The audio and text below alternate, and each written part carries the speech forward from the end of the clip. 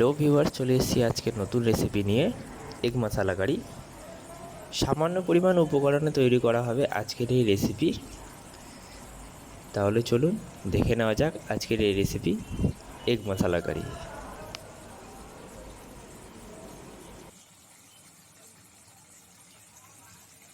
প্রথমে একটা পেস্ট তৈরি করে নেব, যার জন্য নিয়েছি 6টা কাঁচা লঙ্কা, 1 ইঞ্চি আদার টুকরো 4টে ও 12 কোয়া রসুন।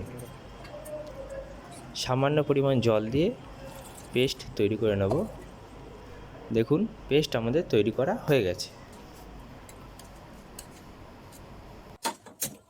গ্যাসটা মিডিয়াম ফ্লেমে অন করে কড়াইতে দিয়ে দেবো 6 টেবিল চামচ তেল। এখানে আমি ননস্টিকের কড়াই ব্যবহার করেছি।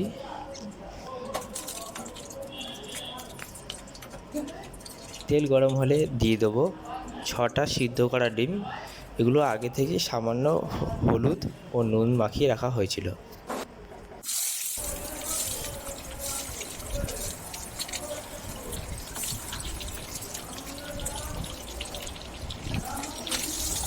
গ্যাসের ফ্লেমটা মিডিয়াম ফ্লেমে রাখতে পারেন, হাই ফ্লেমে রাখলে ডিম পুড়ে যাবার সম্ভাবনা থাকে।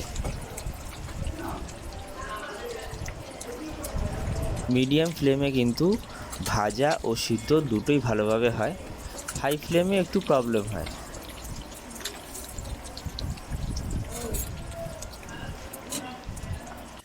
ডিম ভাজা হয়ে গেছে, এগুলোকে আলাদা পাত্রে তুলে রাখবো। এবার ওই তেলের মধ্যেই দিয়ে দেবো 2টো মিডিয়াম সাইজের পেঁয়াজ।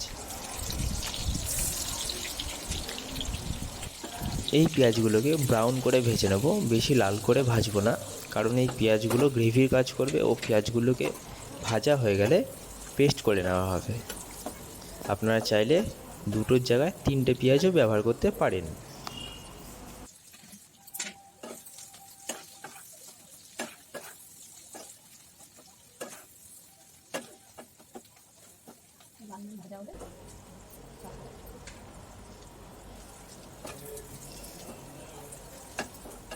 প্রায় আমাদের পেঁয়াজ ভাজাটা হয়ে গেছে।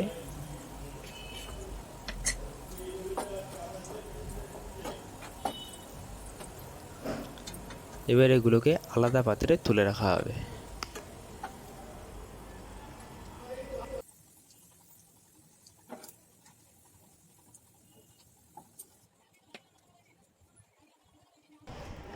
এবার ওই তেলের মধ্যেই দিয়ে দেবো 2টো দারচিনি, 2টো লবঙ্গ ও 2টো এলাচ। গোটা গরম মশলার ফ্লেভারটা আসলে আগে থেকে যে পেস্ট করে রেখেছিলাম কাঁচা লঙ্কা, আদা ও রসুন, সেটা দিয়ে দেবো। 2 মিনিট ভালোভাবে নাড়াচাড়া করে মশলাটাকে কষিয়ে নিতে হবে।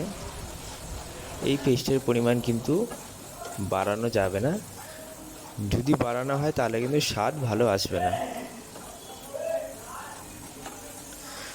2 মিনিট কষানো হয়ে গেছে। এবার এর মধ্যে দিয়ে দেবো একটা বড় সাইজের টমেটো।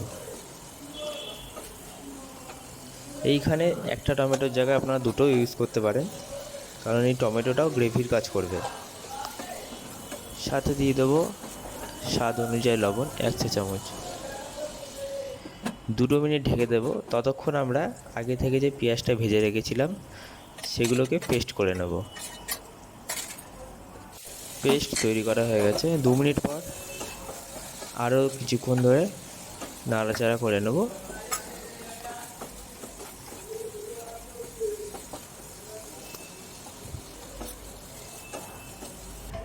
এবার দিয়ে দেবো 1 চা চামচ ধনে গুঁড়ো, 2 চা চামচ জিরে গুঁড়ো, 1 চা চামচ লাল লঙ্কা গুঁড়ো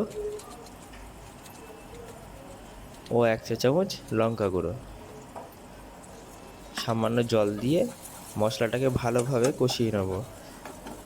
লবণটা কিন্তু আপনারা স্বাদ অনুযায়ী দেবেন।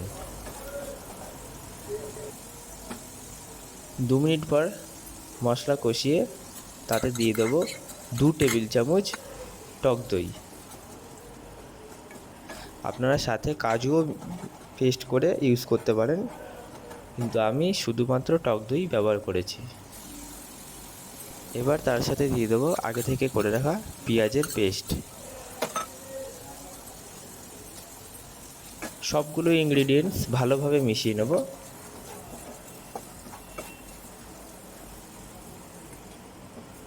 সামান্য জল দিয়ে দেবো। মশলা শুকিয়ে আসলে সামান্য পরিমাণ জল ব্যবহার করা যাবে।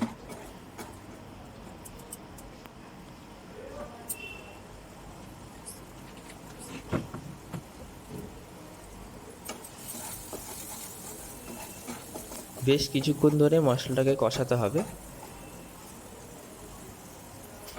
মশলা কষানো হয়ে গেলে তাতে দিয়ে দেবো 4 কাপ পরিমাণ জল। এখানে চাইলে আপনারা গরম জলও ব্যবহার করতে পারেন। 2 মিনিট ঢাকা দিয়ে রেখে দেবো। 2 মিনিট পর আরও কিছুক্ষণ ধরে নাড়াচাড়া করে নেব। এবার দিয়ে দেবো 1 চা চামচ গরম মশলা। মশলাগুলো কষে এসছে, এবার দিয়ে দেবো আগে থেকে ভেজে রাখা ডিম।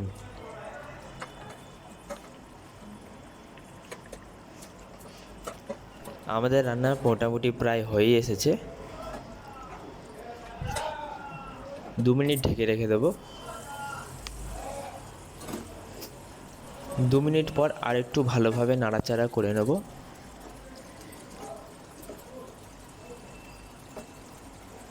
এবার দিয়ে দেবো সামান্য পরিমাণ কাসুরি মেথি ক্রাশ করা। আপনারা চাইলে পাউডারও ব্যবহার করতে পারেন। আমাদের রান্না আজকের কমপ্লিট। এগ মশালা কারি। খুবই কম উপকরণ দিয়ে তৈরি করা হয়ে গেল আজকের এই রেসিপি এগ মশালা কারি। এরকম নিত্য নতুন ভিডিও পেতে চ্যানেলটিকে সাবস্ক্রাইব করে বেল আইকনটি প্রেস করে দেবেন এবং ভিডিওটি ভালো লাগলে কমেন্ট করে জানাবেন। ধন্যবাদ। দেখা হচ্ছে পরের ভিডিওতে।